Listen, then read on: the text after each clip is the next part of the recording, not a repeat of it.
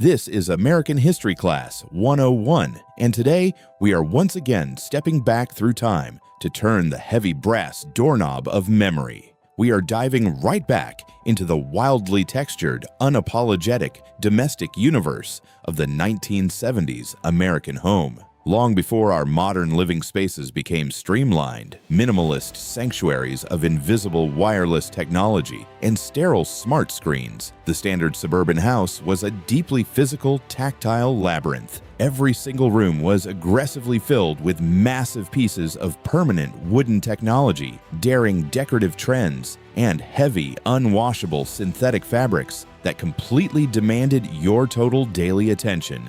These heavy physical objects fiercely dictated how everyday American families lived, entertained, and communicated, creating an unforgettable era of consumer goods that were genuinely built to last forever. Exactly 10 of those legendary, completely bizarre, and wonderfully heavy domestic items are what we are thoroughly investigating today. Let's carefully step directly inside and take a look around. Number 1. Massive wooden console stereos. If you walked directly into any suburban family room in 1976, you could not possibly ignore the incredibly heavy wooden stereo console permanently dominating the entire longest wall. This was not a portable, lightweight plastic music player. It was a giant, fiercely heavy piece of permanent living room furniture, constructed from thick, dark walnut or polished cherry wood veneer over immensely heavy particle board. Hidden beneath a slamming top wooden lid was a complex mechanical turntable, a glowing green AM/FM radio receiver dial, and a clunky 8-track tape player that aggressively clicked. Flanking both sides were deeply grooved, textured fabric speaker grills that proudly pumped out bass-heavy, muffled analog audio. Eager families treated these massive wooden coffins as permanent structural centerpieces, stacking the flat wooden top with heavy glass vases, overflowing ashtrays, and colorful vinyl records. Electronics manufacturers completely stopped building these massive wooden behemoths in the mid-1980s because rapidly evolving audio technology demanded smaller, sophisticated plastic components, rendering the massive furniture pieces entirely obsolete and impossibly heavy to move. These sprawling units often doubled as heavy drink storage cabinets, complete with built-in sliding glass holders that rattled audibly whenever the bass shook the living room floorboards. The heavy wood radio dial also required a firm physical twist that always felt satisfyingly mechanical. Number 2. Loud electric carving knives. In the festive, family-oriented 1970s, no formal holiday dinner or standard Sunday roast was considered culturally complete without the aggressive, loud, mechanical buzzing of a heavy electric carving knife. Proud suburban fathers insisted on utilizing this terrifyingly loud, vibrating handheld appliance to demolish a dry Thanksgiving turkey or roasted Easter ham directly at the formal dining room table. These bulky machines prominently featured 2 serrated lethal stainless steel blades that violently sawed back and forth while tethered to a spiraling, thick electrical cord, dragging dangerously across the warm gravy boat and delicate china plates. They were heavy, uncomfortable to grip, and notoriously impossible to properly clean, quickly accumulating embedded cooking grease inside the warm plastic motor housing. Modern kitchen appliance companies ceased manufacturing these specific vibrating unitaskers by the late 1990s simply because high-quality, perfectly balanced manual chef knives finally became affordable, rendering the terrifyingly loud electric table saw totally unnecessary. Using one felt less like a culinary art and more like operating a miniature workshop power tool right next to the mashed potatoes. The loud buzzing sound echoed across the crowded dining room instantly. Number 3. Suffocating clear plastic furniture slipcovers. There was no single interior decorative choice more deeply traumatizing to 1970s American children than the aggressive, mandatory installation of thick, transparent plastic slipcovers encasing the formal living room furniture. Highly protective, meticulous suburban grandmothers demanded these heavy, rigid vinyl protectors specifically to defend their expensive, patterned, floral velvet sofas from any potential threat of spilled cherry soda or greasy potato chips.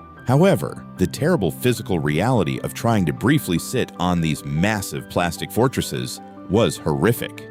In the sweltering summer months, human skin would instantly and painfully bind directly to the thick, sweating plastic surface. Whenever someone attempted to awkwardly stand up, the loud tearing sound of peeling skin echoed throughout the entire house. Furniture companies stopped producing these uncomfortable plastic prisons entirely in the late 1980s because stain-resistant, durable, modern synthetic fabrics completely revolutionized the residential furniture industry forever. Guests would often stick to the cushions so thoroughly that they would inadvertently lift the entire lightweight couch cushion off the frame just by trying to stand up. The glossy plastic surface also trapped body heat completely mercilessly. Number 4. Heavily patterned flocked velvet wallpaper. Step into any formal dining room or stylized front entrance hallway in 1974, and you were instantly assaulted by dramatic, dark, heavily patterned flocked velvet wallpaper. This specific unavoidable wall covering featured massive, wildly swirling damask patterns raised off the paper backing using thick, fuzzy, crushed synthetic velvet fibers. It instantly transformed a standard, boring suburban hallway into what closely resembled a theatrical, mysterious Victorian parlor. The fuzzy texture demanded constant physical touching, but it horribly acted as a terrifying, effective permanent trap for heavy airborne dust, lingering cooking grease, and tobacco smoke. Trying to successfully wash stained flocked wallpaper was an impossible household nightmare that instantly resulted in smudged, bald patches of permanently ruined velvet. The massive wallpaper industry permanently abandoned this aggressive sensory trend by the mid-1980s because modern interior design rapidly shifted toward crisp, flat painted surfaces. The material was such an aggressive odor sponge that entire rooms retained the scent of decades-old holiday dinners long after the furniture had been completely replaced.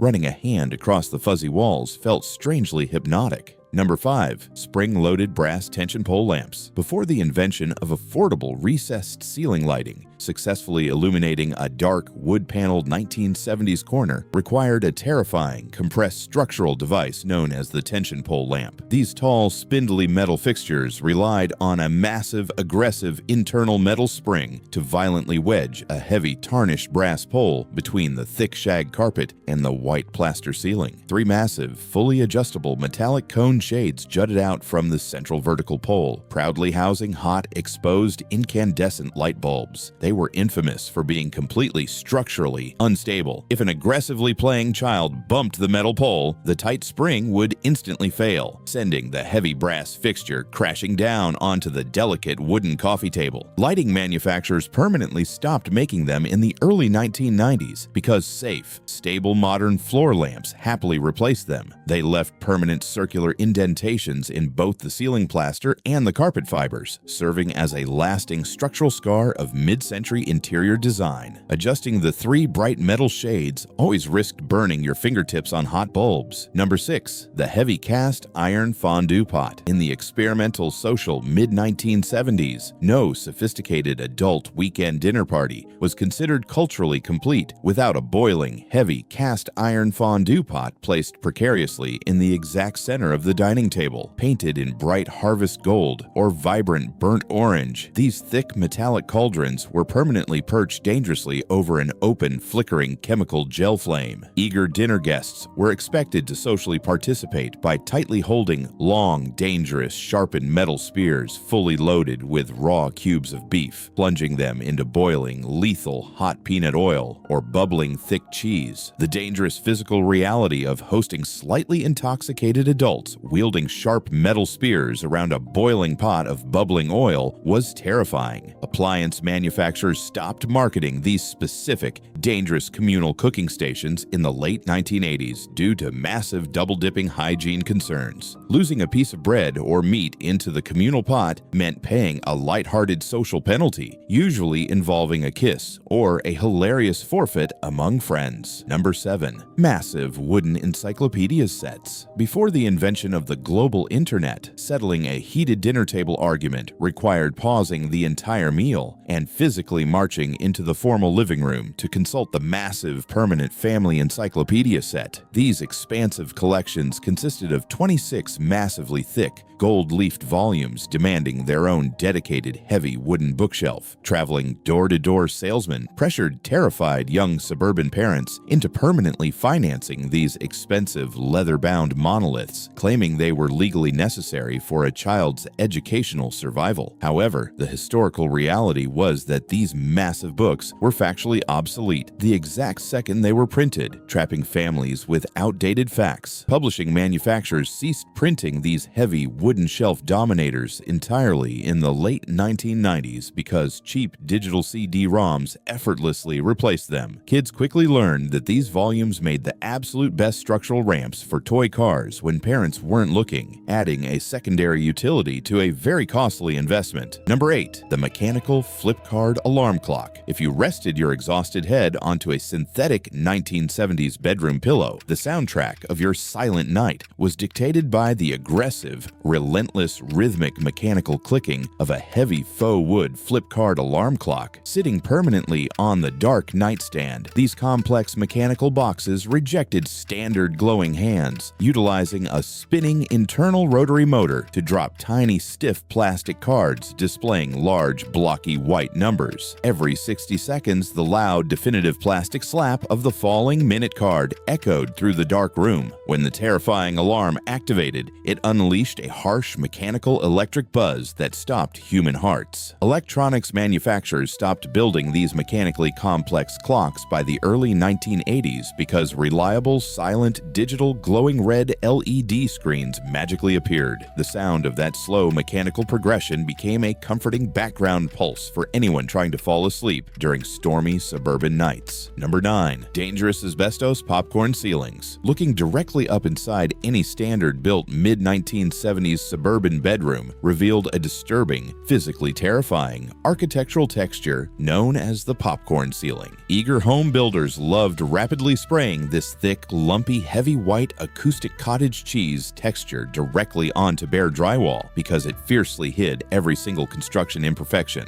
It was marketed as a wonderful acoustic noise dampener for noisy families. However, the terrifying hidden truth was that this aggressive, heavy white, bumpy texture notoriously contained massive amounts of microscopic asbestos fibers. The building industry officially ceased applying this utterly dangerous textured nightmare in the late 1970s because the federal government legally banned asbestos forever. Trying to hang a simple plastic hook or a child's mobile from the ceiling meant accidentally shedding dusty white flakes everywhere, turning a fun bedroom project into a hazardous cleanup. Number 10. Deeply heavy bathroom carpeting. The most terrifying, unhygienic interior design choice made inside the standard 1970s suburban home was the permanent installation of thick, heavy wall-to-wall carpeting directly around the moist, sweating porcelain toilet bowl. In a misguided cultural attempt to transform the sterile, freezing white-tiled bathroom into a warm, luxurious private domestic sanctuary, homeowners covered their damp bathroom floors with absorbent, fuzzy synthetic long yarn rugs. The disgusting daily physical reality was horrific. The thick carpet absorbed massive amounts of overflowing bathwater and heavy lingering shower humidity, creating a terrifying breeding ground for invisible black mold. The flooring industry abandoned this unsanitary, terrible concept in the early 1980s because disgusted, terrified homeowners violently ripped all of it completely out. Stepping barefoot onto that carpet late at night after someone else's long shower remains one of the most uniquely unsettling tactile memories of the entire decade. These 10 unforgettable household items truly defined the specific physical architecture of the 1970s American home. These heavy, everyday artifacts tell a deeply fascinating historical story about how our domestic lives have radically evolved over the decades, reminding us of a time when everything around us was built with a permanent, heavy-duty tactile presence. If you enjoyed taking this nostalgic trip back through time to explore the quirks of mid-century suburban life, let us know your thoughts in the comments below. Tell us which of these distinct items you vividly remember from your own childhood and which you deeply miss today. As always, make sure to firmly hit that subscribe button, ring the notification bell, and give this video a massive thumbs up to support the channel. This has been American History Class 101, and we will see you right here in the next history lesson.